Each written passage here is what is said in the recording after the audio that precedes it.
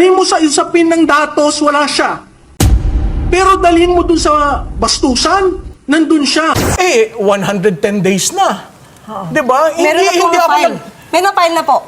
Kung hindi po kayo Ng updated, ghost projects? may na-file na po. Ilan? Sa Si Secretary 482? Vince. Ilan ang 482? Hahanapin ko po sa kanya, pero may na-file na po. Wag po tayong, kasi medyo misleading po yung sabihin na sa ilang araw, wala pa pong nagawa. Meron na pong sampahan ng kaso. Kaya nga ang tinatanong ko, ilan? Kaya nga, bibigay ko po sa inyo yung Just to be fair detalye. with facts, 482 are ghost projects and nobody has even informed the public that out of the 482, 50%, 30%, 10% have been filed. Nag-ano po kami, nagre-report po kami even during the press briefing. Ibibigay ko lang po sa inyo dahil hindi ko lang po dala yung detalye ngayon dahil hindi ko po alam na makakasama ko kayo. Namumula, humahaba yung liig, sender, noise, receiver. Siya ang sender, siya rin ang noise. Kaya yung receiver, hindi maintindihan yung sinasabi niya. Sinabi ko sa kanya, kumuha ka ng Comms 101. Sender, noise, receiver. Siya ang sender, siya rin ang noise. Kaya yung receiver, hindi maintindihan yung sinasabi niya. But levity aside, nagtrabaho ako nung panahon ni Presidente Cory, Presidente Ramos, sa OP. At doon ang mga panahon na katangi-tangi ang uri ng pagiging spokesman. Marunong humarap sa tao, malumanay, hindi siya ang storya, ang pananalita ay tama, ang tonality ay tama, hindi pampalengke. Pasensya ka na BFF kasi hindi ako ang propagandist. Ano ba ang propagandista? Ang propagandista, meron kang sinasabi in defense of someone. Ay, sino ang prinotektahan ko? Sinasabi niya, maka-Duterte ako. Ako hindi maka-Duterte. Naging Duterte na lang ako dahil sa pasasalamat ko dun sa 6 na taon niyang paninilbihan. Hindi ho ako tumulong nung eleksyon sa kanya. Nakay-binay ho ako. At kung hindi niya yun alam, ang dali naman mag-Google. Wag na Google. Ang dali mag-AI. I-type mo yung Malutikia kasi yung huli niyang banat sa akin. So who is Malutikia? Sa tingin ko ho, yung exchange namin pumasok na sa isip niya. Kumbaga may rent-free ako dito na ang default, ako parati yung sinisisi. Kaya ang sagot ko ho, tinuturuan ko ho siya. Pumunta kayo dun sa meta page ko, meron ako dyan. How to be a spokesman. What is a propagandist? Anong mali sa ginawa mo? Kasi mukhang wala naman nagturo sa kanya. Mukhang pinili lang siya. At ang balita ko, dala siya ni Bersamin. Mukhang pinili lang siya dahil estudyante sa UST.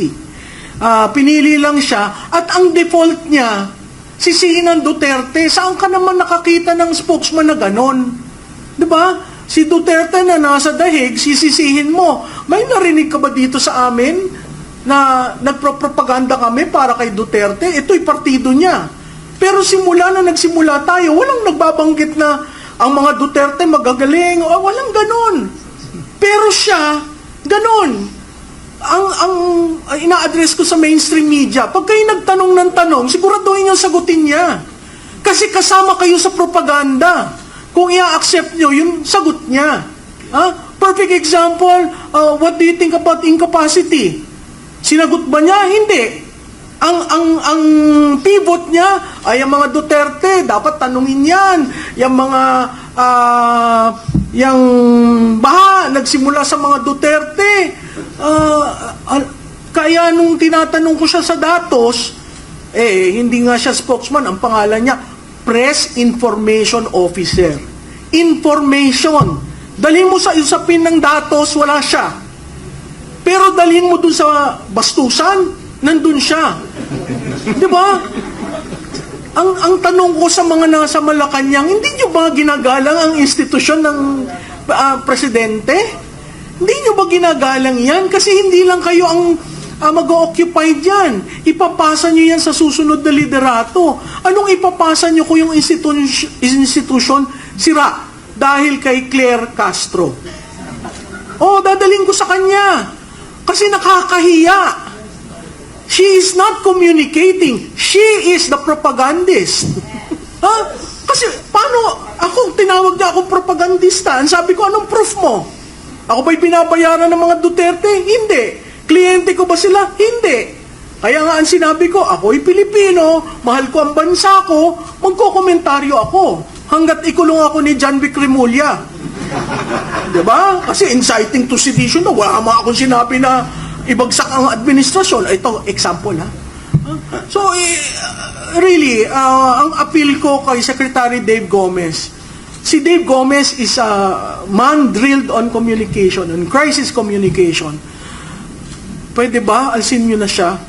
Kasi kung gusto nyo makabawi ang Pangulo sa tiwala, yung trust rating, trinak namin yan. Simula ba nung naging spokesperson siya, ano ang trust rating ng presidente? Dumadaus-os. Partially because of her. Tapos yan ang magiging bridge mo sa various audience to explain a policy, a program, what is happening. Kaya yun yung mga beat reporter sa Malacanang, natutuwa ako dahil maahangang na magtanong. Ikaw, ito bang approach mo? Alam ni Presidente?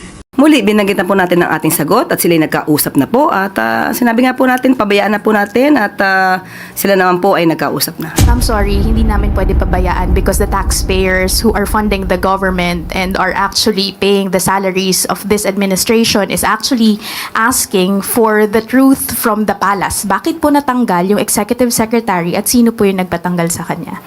Nakakahiya naman po dahil ang institusyon ng presidente, hindi lamang kayo ang mag-o-occupy niyan. Sum total ng lahat ng naging presidente. At kung titingnan niyo yung mga spokesperson ng previous president, napakagagaling, malumanay, hindi sila ang unang mapikon. O dun sa exchange namin, sabi ko nga, mahina ito maglagay ka ng trap, kinakagat.